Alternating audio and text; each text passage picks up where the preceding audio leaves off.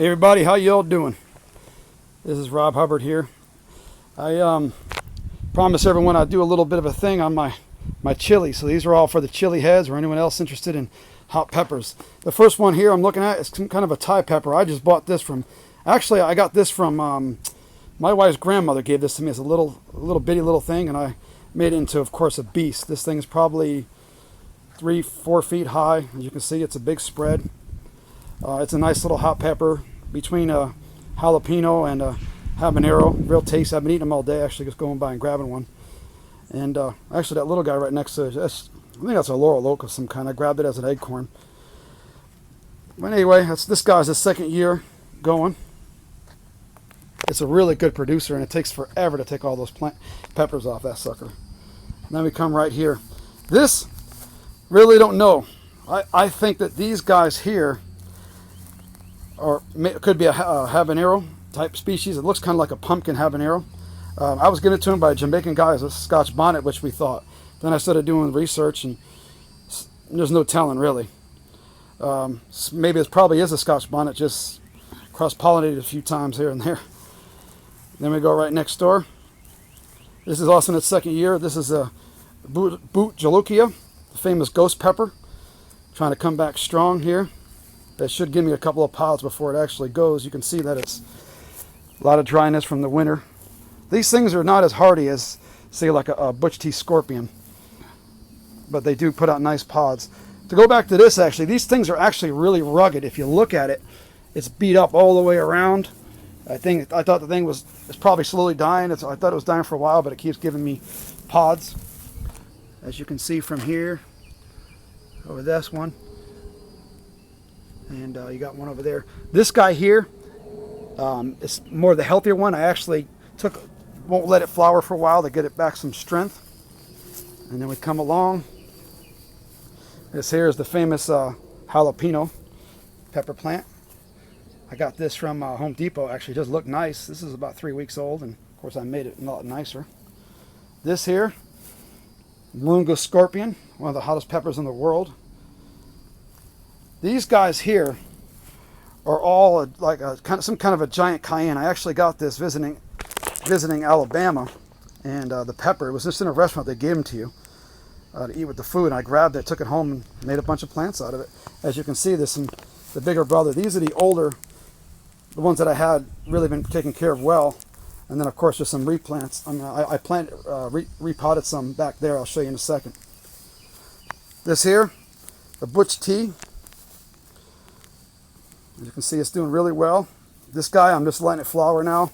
You'll see that it is flowering. I'm just going to let her go. Last week, I believe I stopped taking the flowers off. I think it's a good size now.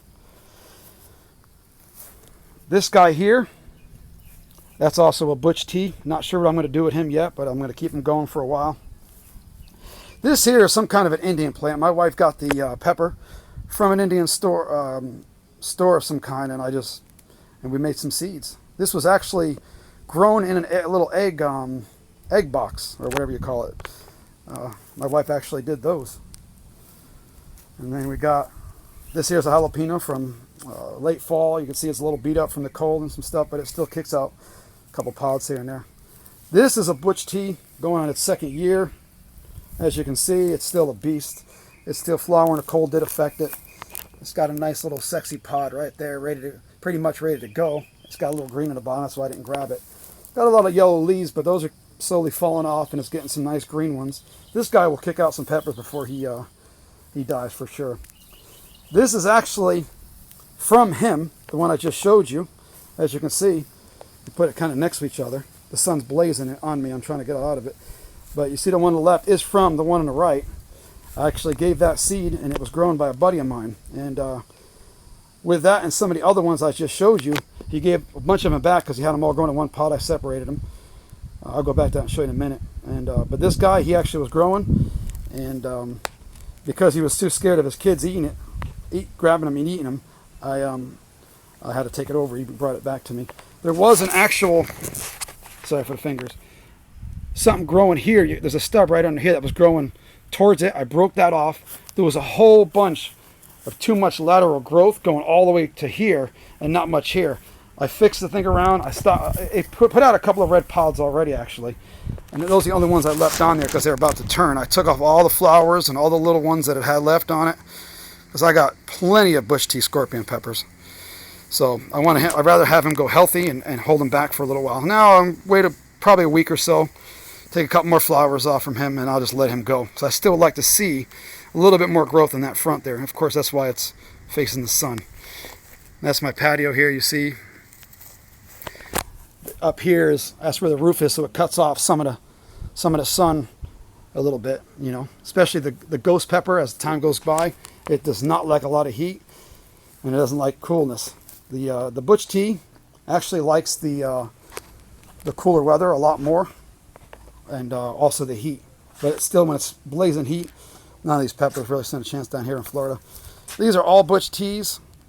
All these little guys, I'm just kind of keeping them around right here in this section.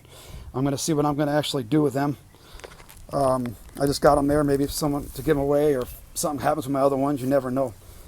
Right next to us, another Butch T.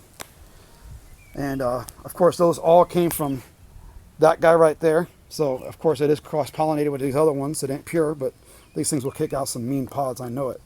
These are Butch T's from him too. I just replanted these 3 right here yesterday. As you can see, I trained them for lateral growth, and it's got a little opened here to get some nice sunlight and breeze, air I should say, into it.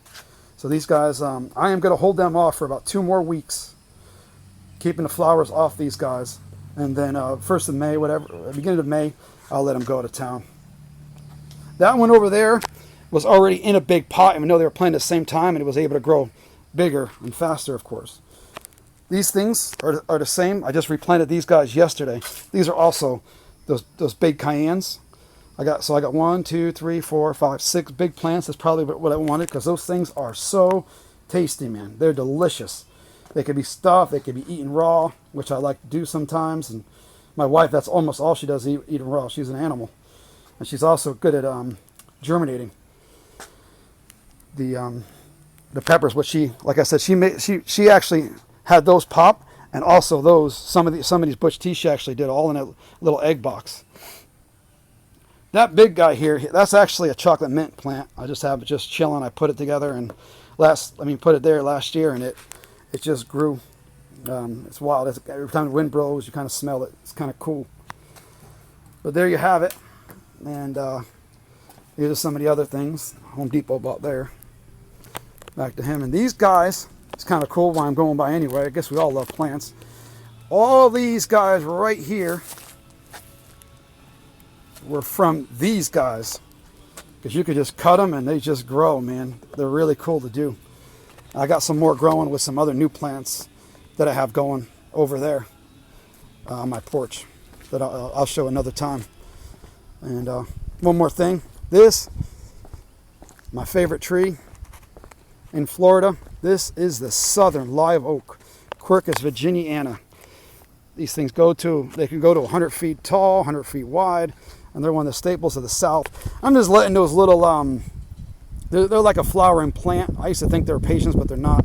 Just kind of grow around, throw some flowers. I'm going to get rid of them because I don't want it to take the nutrients and the water out of my baby here.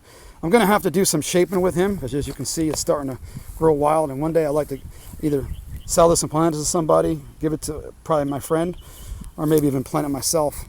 Next year will be a good plant to actually plant. So, all right, guys, I hope you liked it. This is, I just want to do one of these things here for Harold. It's not as nice as Harold or Jesse's. Those guys are just stinking animals. I see some of you guys have some just huge pepper farm type things, man. It's unbelievable. But I'll have some really nice stuff. I'm going to probably have about 100 and something pepper plants. Hoping I can make some nice chili sauce and curry, and sell some pods maybe even. Anyway, thanks for watching. Later.